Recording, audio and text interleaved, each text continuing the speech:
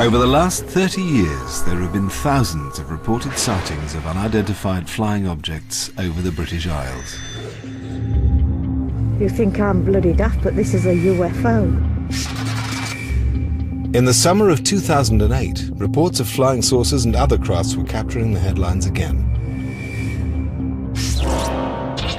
Over the years, numerous eyewitnesses, including military personnel, police officers, and experienced airline pilots have testified to seeing strange lights in the sky and other mysterious phenomena.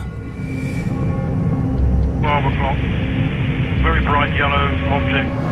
It was nothing like an airplane that I'd ever seen before. It's the brightest light I've ever seen in my life. Many of these UFO sightings remain unexplained to this day. But what or who were they? Could they really be evidence of extraterrestrial life? Yeah, it's a strange, small red light. Weird. It's coming this way. It's definitely coming this way. It was just something out of a science fiction film. It was totally unbelievable. Tonight we hear firsthand from those who witnessed them and examine the truth behind some of Britain's most celebrated UFO sightings.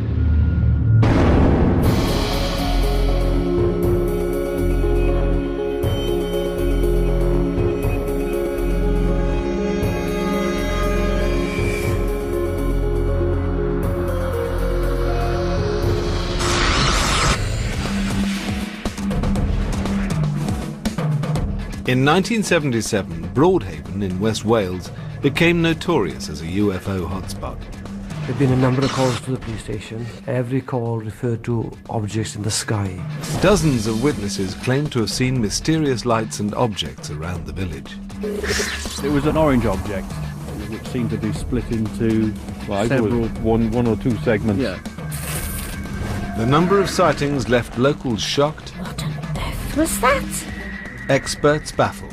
We could offer no explanation. And even sparked a Ministry of Defence investigation.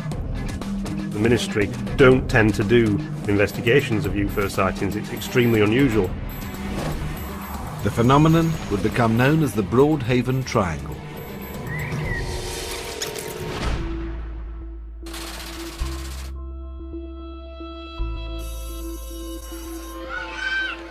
In February 1977, 9-year-old David Davis was playing with his friends when they noticed something strange in a field behind their school.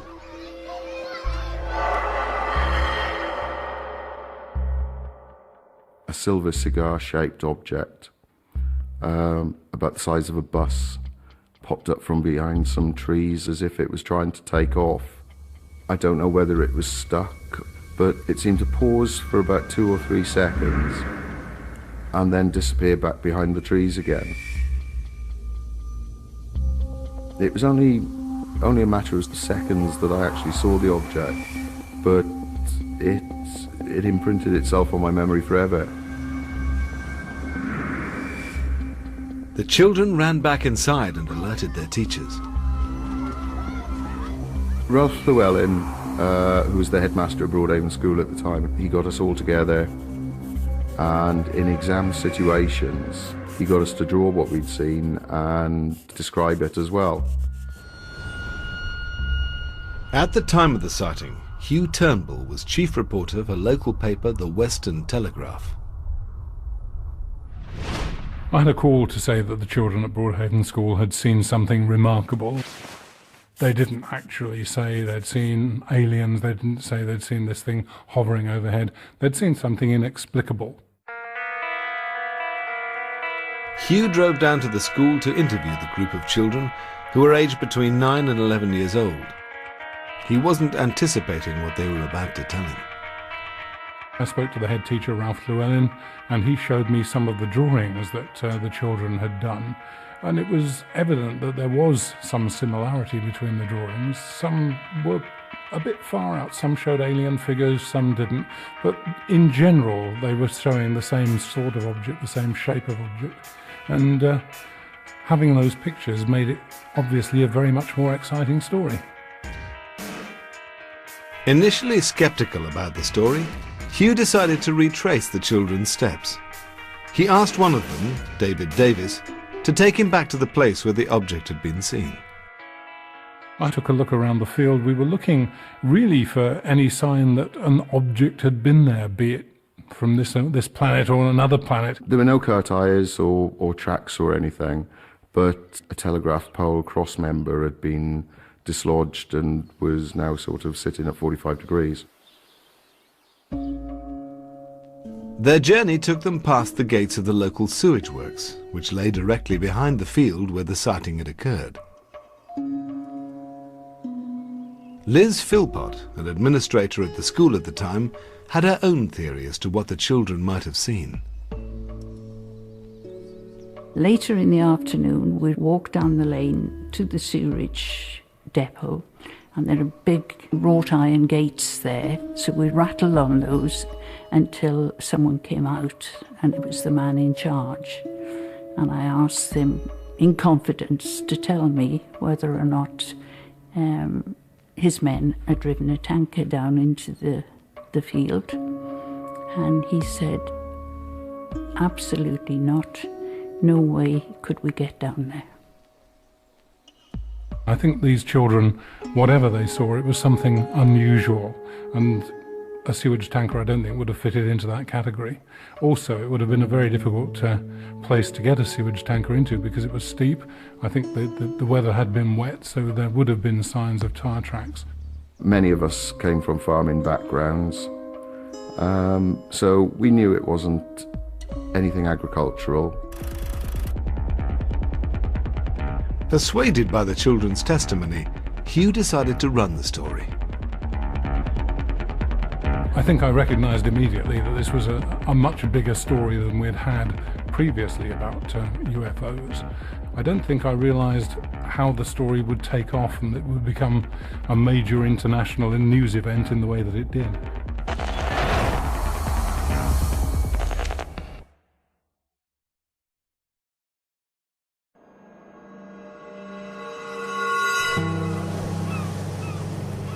In the winter of 1977, a group of children in Wales claimed to have seen a spacecraft hovering behind their school playing field.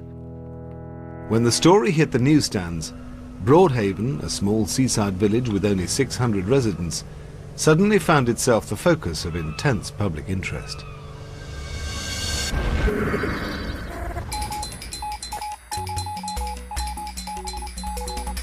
An investigation has begun into a claim that something strange came out of the skies and landed in the Welsh village of Broadhaven near Haverfordwest. Whatever it was spotted by children from the local school.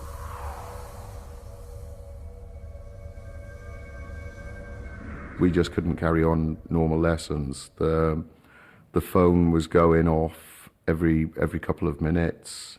We were even getting researchers and interviewers from as far afield as Australia, New Zealand, America, all wanting to talk to the people who'd seen the flying saucer. The incident at Broadhaven Primary School appeared to be a baffling one-off event.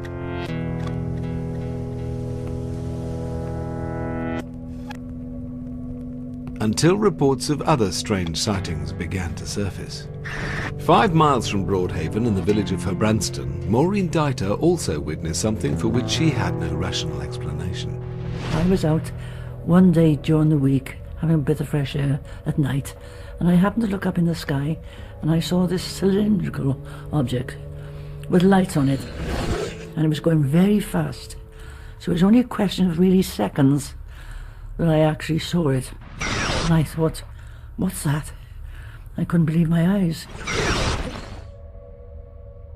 The village of Littlehaven lies 1 mile down the coast from Broadhaven. Local resident Dorothy Cale was setting off from home one evening when she too observed something strange. We went out from our house, which was on the cliff top at Littlehaven, and there were some flashes, very, very bright flashes, which lit up the whole village. All of a sudden, there was a very strong light. The driver put her foot hard on the brake quickly. There was the brightest light I've ever seen in my life, and it appeared to be inside a glass dome. Well, it took our breath away, really. We all of us looked at it. Nobody said a word. This was a strange thing. None of us said a word, and then all of a sudden, we didn't see it lift up or go anywhere. It was just gone. It flashed, and it was gone. And our driver said, "What on earth was that?" The light resembled nothing Dorothy had ever seen before. But astronomer Ian Ridpath has been investigating UFO sightings for over 20 years. He believes there's usually a very straightforward explanation for such strange lights in the sky.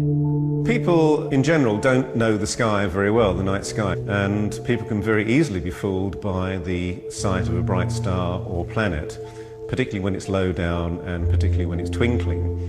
And at night there is really no way to estimate the size and distance of an object, and people can think that something is actually much closer to them than really it is. Whatever the cause, the sightings in the area continued. Like the incident at the primary school, some involved more than one eyewitness. Stephen Bamford and Robert Best were returning home to Broadhaven after a night out when they noticed something unusual out at sea. We probably saw the people before we saw the object, didn't we? Yeah, we wondered what they were all looking at. Yeah. We assumed it was probably the cliff was on fire. It did look like a fire, but it was obviously out to sea, and it moved from right to left. It was an orange object, which seemed to be split into several... one or two segments. Yeah. And then we thought we'd be brave and drive out there, or drive in the general direction to see if we could sort of find whatever it was. And then as it moved across, or they moved across, they just shrunk and disappeared. Diminished on itself. Yeah. The men could think of no obvious explanation for what they'd seen. So I thought it might have been a harvest moon or something at first. I thought, you don't get a harvest moon at 1:30 in the morning. If it had been a ship or something like that, it couldn't have been in front of the cliffs at one moment and behind the cliffs at the next. So it was a very strange anomaly, and that's why everybody was stood out here watching it. Psychologist Chris French has made a study of the reliability of such eyewitness testimony. Now, in situations where we've actually got evidence from multiple witnesses, and that evidence seems to be telling pretty much the same story, everybody is saying the same thing, then we're quite likely to give that kind of evidence much more weight than single uncorroborated testimony. But one thing we should bear in mind is that when people see something unusual, such as a possible UFO sighting, then they will actually discuss what they've seen with each other. And we've got lots of good experimental evidence to show that one person's account of what they've seen can actually influence another. But with the sightings continuing to flood in, many were convinced that something strange was happening in Broadhaven. By now the police were being drawn into the mystery.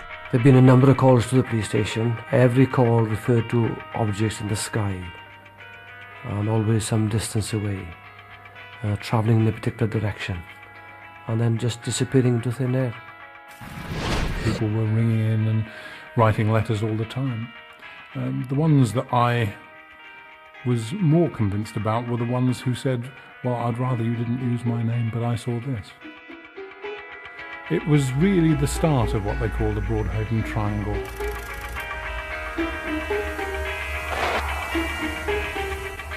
They call it the Broadhaven Triangle, an area here in Pembrokeshire where sensible, down-to-earth people are constantly seeing strange objects in the sky, mysterious lights. It's an area where an entire classroom of schoolchildren saw from their playground a UFO. The triangle encompassed the southeast of St Bride's Bay, through Broadhaven, down to Milford Haven, and towards Haverfordwest inland. It was an area of coastline which changed dramatically from mile to mile. Could the area's local geography have been a factor in the sightings? There's a number of oil refineries and other industries around Milford Haven. Flares at night and odd-shaped plant, but people around here would have been very familiar with that. Those had been there for many years before anybody started seeing UFOs. The number of sightings reported in the area meant that what had begun as an intriguing local story was turning into a much bigger phenomenon. It was what UFO researchers like David Clark call a flap. The word flap became associated with periods of intense UFO activity concentrated in certain areas from the mid-50s onwards. So it's a word that becomes part of ufology from that point onwards. Now, the first real flap that seems to have occurred in the UK was the one at Warminster in the 1960s. For 10 years, the town of Warminster in Wiltshire was famous for being a UFO hotspot. Unlike the Broadhaven sightings, the flap in Warminster began on Christmas Day 1964 with a mysterious sound.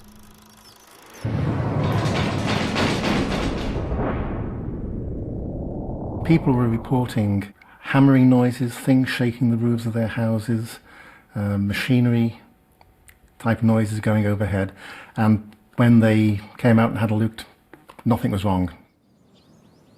By May 1965, reports of lights in the sky had begun to surface. Local journalist Arthur Shuttlewood connected the lights and sounds, and the Warminster Thing was born. He was writing for the local newspaper, and he got more and more obsessed with this and went out sky watching himself. The more he wrote about it, the more the story became part of local legend, and lots of other people then started saying they'd seen things.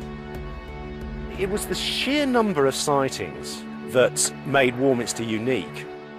We are stood here on Cradle Hill, which was the main sky watching location.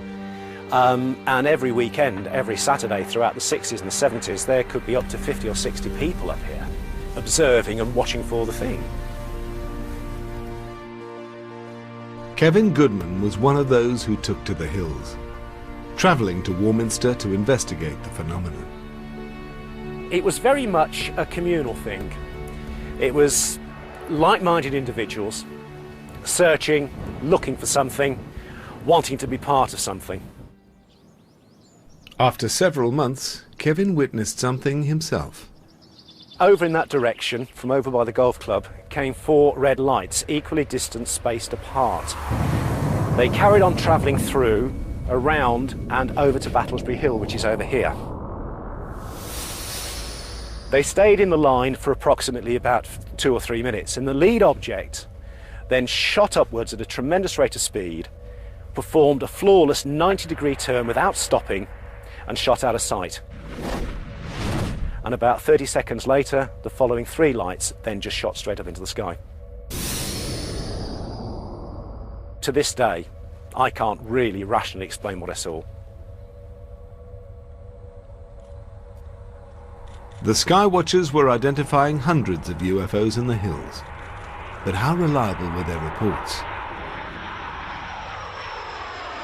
One of the important things about Warminster is that it is surrounded by various military bases and camps. There's an artillery school there. There are various tank training areas around there and around Salisbury Plain. The area was one used to military activity.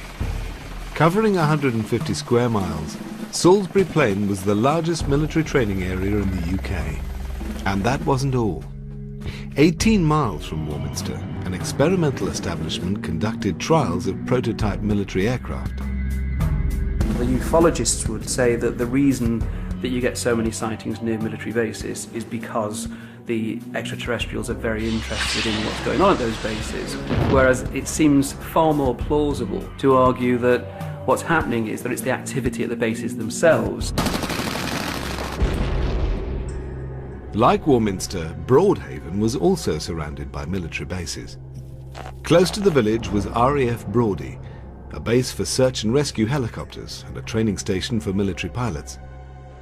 Could it have been that it was simply RAF activity that was responsible for the Broadhaven sightings?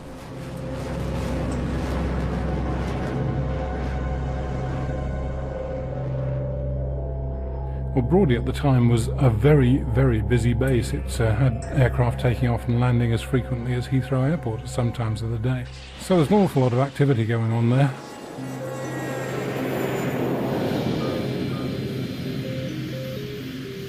As RAF Broady's community relations officer at the time, squadron leader Tony Cowan found himself fielding calls from anxious locals who'd seen things around Broadhaven they couldn't explain.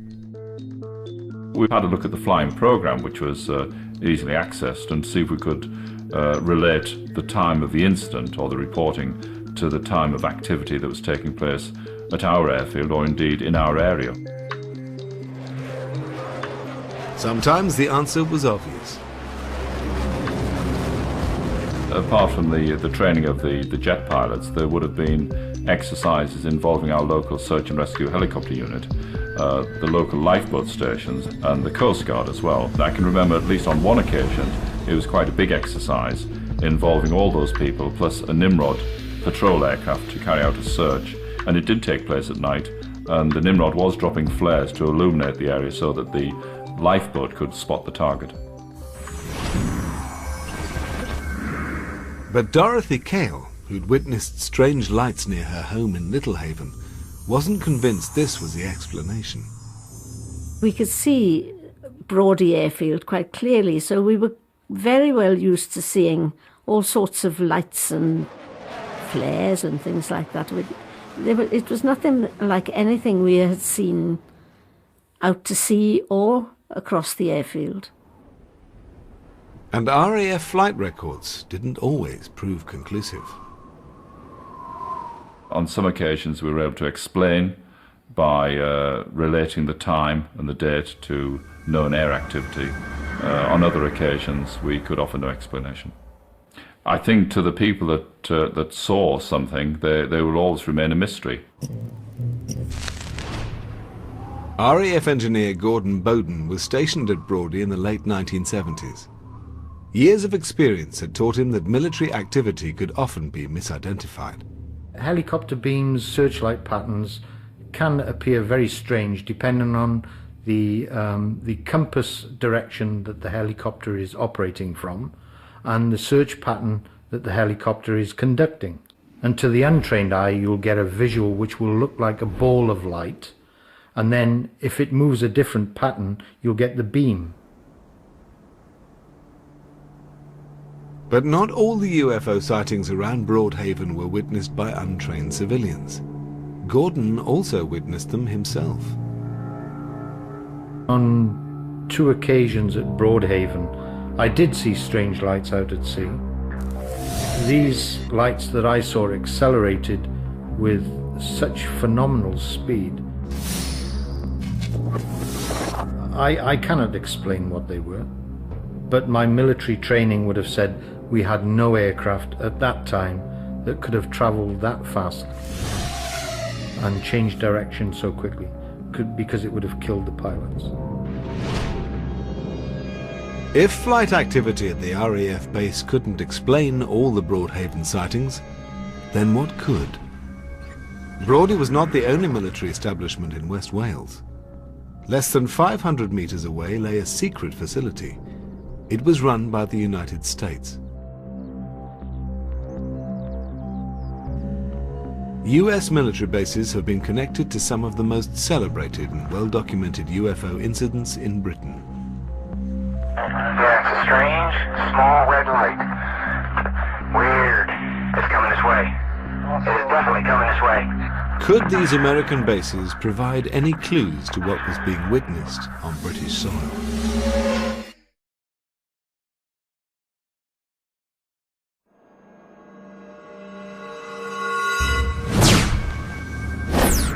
In 1977, the village of Broadhaven in Wales became infamous for a series of supposed UFO sightings.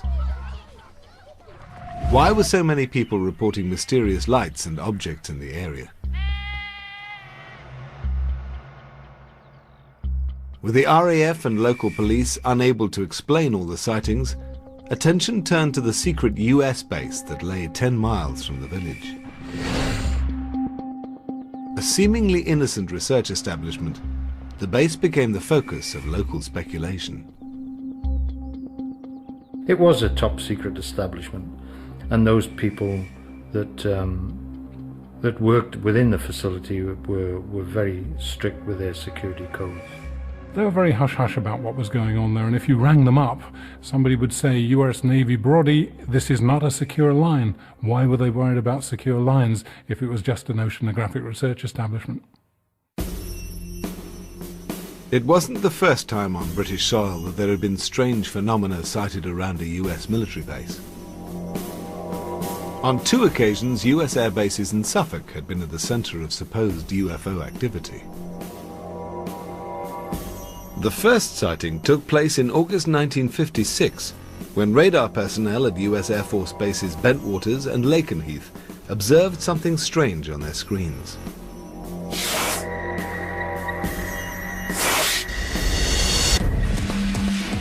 The Lakenheath incident caused all kinds of concern on both sides of the Atlantic. The Americans alerted the Royal Air Force.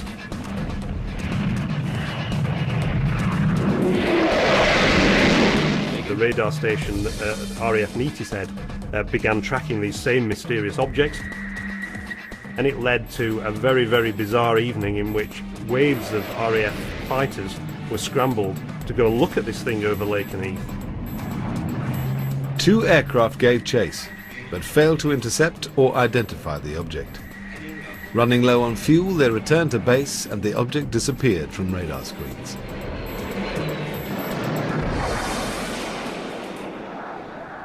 The Lakenheath case had never been fully explained, and it was the first of a whole series involving military establishments in the East Anglian region. Nothing else significant was reported in the area for 25 years, until the night of December the 26th, 1980. Local garage owner Jerry Harris lived next to the joint US Air Force bases of Woodbridge and Bentwaters. He was returning home when he noticed some peculiar lights above him. My wife turned me to the helicopters. So I said, no, they're not. I said, because they're helicopters, they're going to crash into the trees. The lights were hovering above Rendlesham Forest, which lay between the bases. What no one realised at the time was that this was to become one of the UK's most iconic UFO encounters. And they kept moving about. They went sort of downwards and then disappeared. All of a sudden this thing came out of the trees. When it got to the top of the trees, it took off and flew up into the sky, straight as an arrow, and disappeared out of sight, and I couldn't see it anymore. Jerry decided to investigate the mysterious lights. I went round in my van to have a look, and I was stopped from going into the forest by an English policeman and a military policeman. They're both together, and they said I couldn't go through the forest, so I had to turn around and come back. Jerry put the sighting out of his mind, and the Rendlesham incident seemed forgotten. Then, 2 years later, the story resurfaced after an anonymous tip-off to a national newspaper. It was in 1983 that the story first broke and became headline news. The News of the World got hold of this story and put it on the front page. A UFO lands in Suffolk, and that's official. This blew the story wide open. Nick Pope used to run the British government's UFO desk at the Ministry of Defence and has investigated the Rendlesham Forest incident. With Rendlesham, what you had was a report from the deputy base commander of one of NATO's most important military establishments. And here he was saying not only had some of his personnel witnessed a UFO, but he'd seen it too. Colonel Holt is probably the most senior military officer ever to have gone on the record with a first-person written account of a personal UFO sighting. With the story now out in the open, an extraordinary piece of evidence was released by an officer from the Woodbridge base. A tape recording of Colonel Holt's investigation. Colonel Holt took a small team of men out into the forest to investigate, and he recorded his observations as he went out into the forest. You just saw a light over there. Where There it is. Hey, I see it too. What is it? We don't know, sir. So can I get some of it? Yeah, it's a strange, small red light. Weird. It's coming this way. It is definitely coming this way. Pieces of it are showing off. There is no doubt about it. This is weird. You can hear the tension in Colonel Holt's voice. You can hear the tension actually in all of Holt's team. Okay, we're looking at the thing. It looks like an eye winking at you. It sort of has a hollow center, a dark center. It's like a pupil of an eye looking at you and winking. This is unreal. We're turning around, heading back toward the base. These are not people who mistake aircraft lights for something more exotic. When these people say, and go on the record as saying, we experienced something above and beyond anything we've ever seen before, you can take that to the bank. A UFO sighting made by several credible military witnesses made the Rendlesham story unique. Astronomer Ian Ridpath has investigated a number of UFO cases and was keen to get to the bottom of the airman sighting.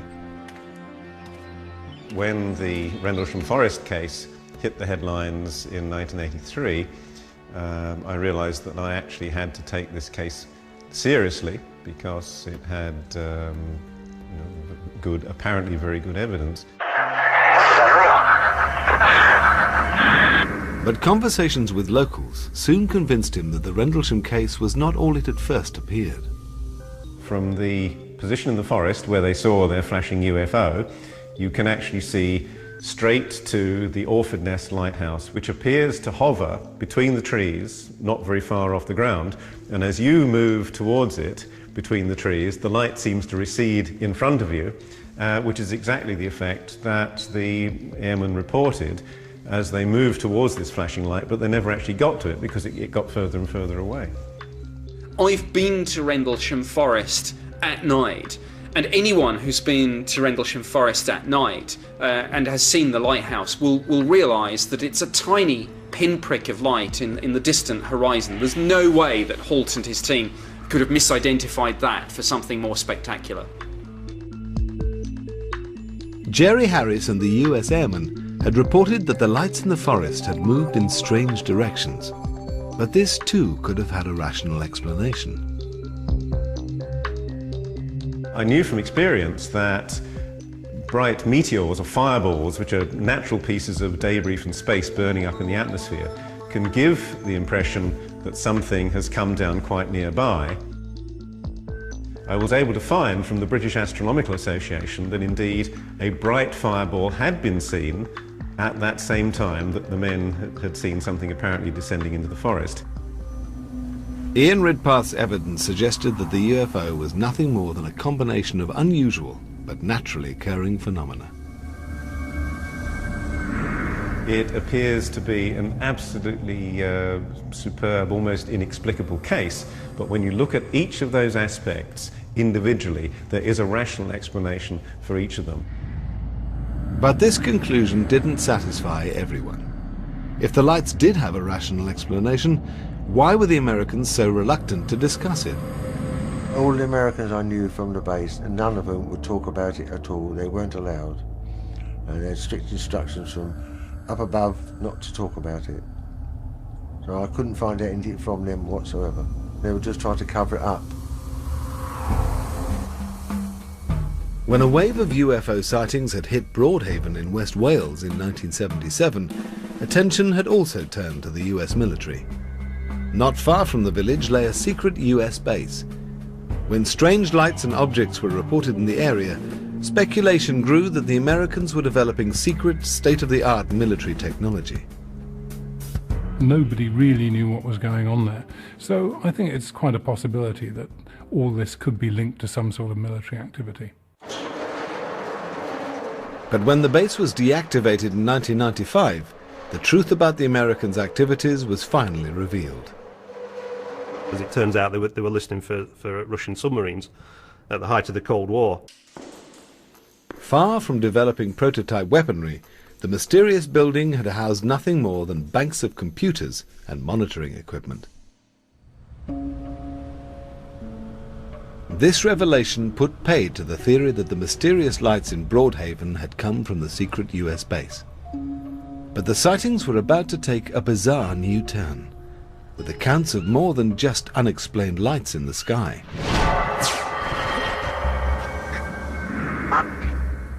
2 months after the first sightings, dozens of eyewitnesses reported seeing strange silver figures around the village. Police officer Ernest Jones personally investigated one of the sightings. A call came into the control room there, and I happened to be in the station. A report of a sighting of a silvery figure quite close to a dwelling. The call had come from the Coombs family, who lived on Ripperston Farm, a few miles from Broadhaven. Although the Coombs no longer wished to talk about the night's events, Ernest Jones remembers them well.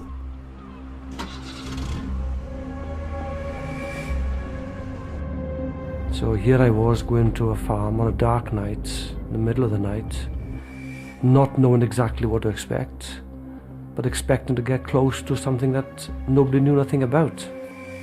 So a few things were going through my mind. We arrived in the yard, went to the front door, doors open, we went in. There's a family there, established our husband and wife, spoke with the wife. She was very, very frightened.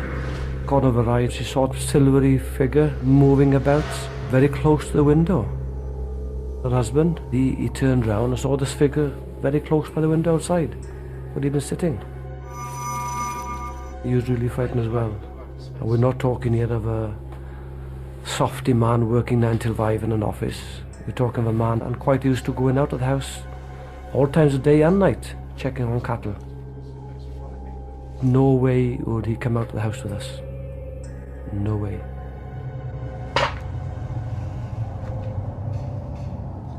So went out, had a look around the house, around the back, the garden, the fields nearby, the cattle pens, checked the machinery.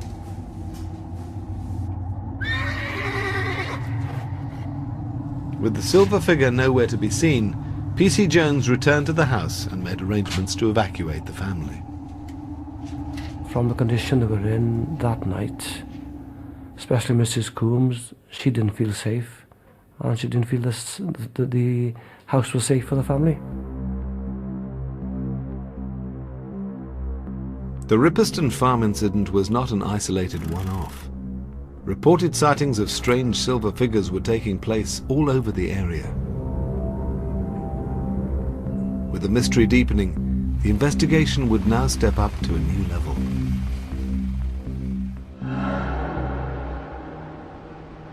The MOD branch, which was responsible for UFOs, they had received quite a few letters from members of the public, and they'd seen all the lurid press coverage of the Welsh Triangle. And there's one particular memo from the head of the MOD UFO branch to the RAF police.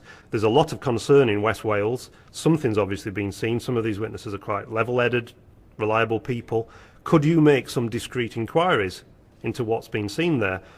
The very fact that the military were interested was very, very unusual, because the ministry don't tend to do field investigations of UFO sightings. It's extremely unusual. The Broadhaven Triangle was now being taken seriously at the highest level, and an MOD investigation was underway. Its conclusions would be completely unexpected.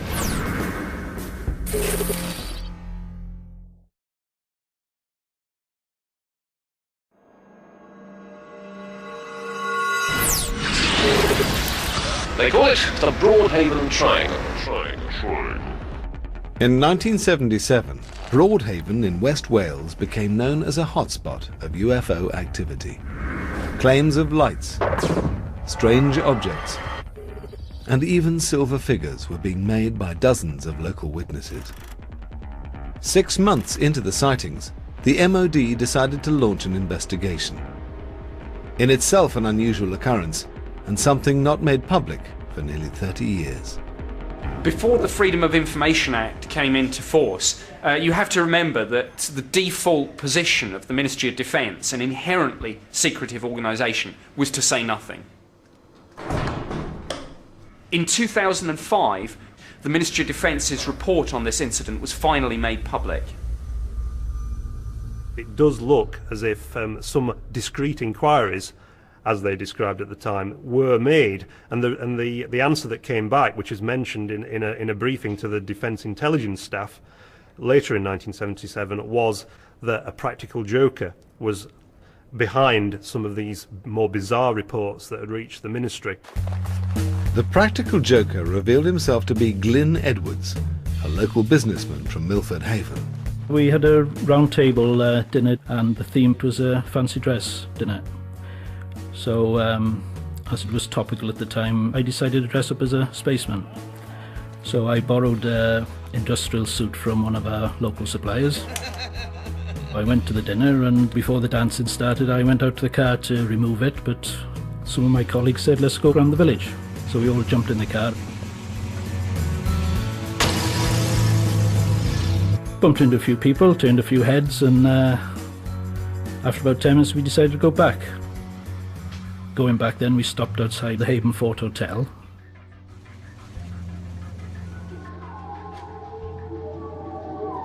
I started walking up the drive in this silver spacesuit, and they had the headlights of the car behind me, so I was silhouetted going up the drive of the hotel. All my colleagues were hiding in the bushes at that time, and one of them said, there's somebody in the window.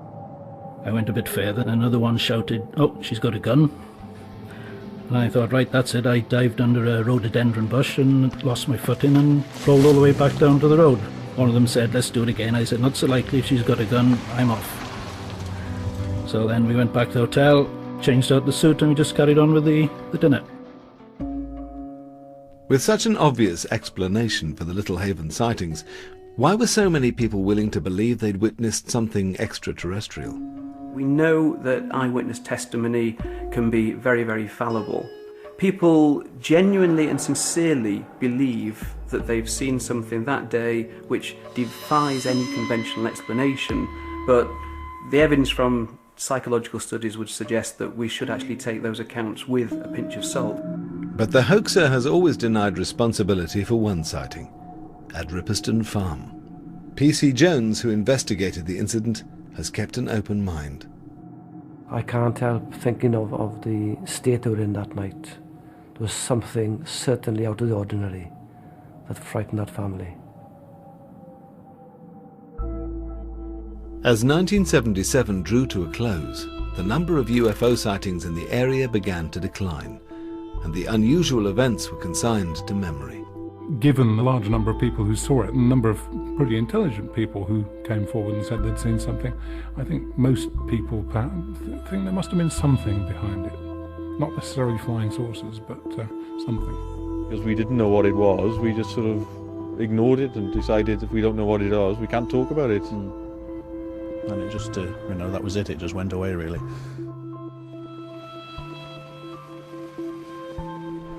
For many who witnessed the Broadhaven phenomenon, it remains something that they find difficult to explain.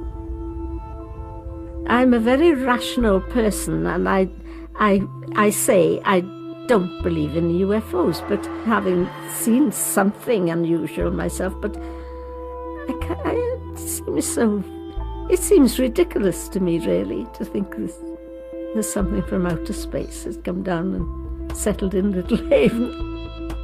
There's no physical evidence, there's no photographic evidence, and that's a great shame, because I think most people have an open mind about the whole business, and I think if you look into a night sky, you must believe that there must be something else out there. What it is, I don't know. I'm absolutely sure of what I saw that day.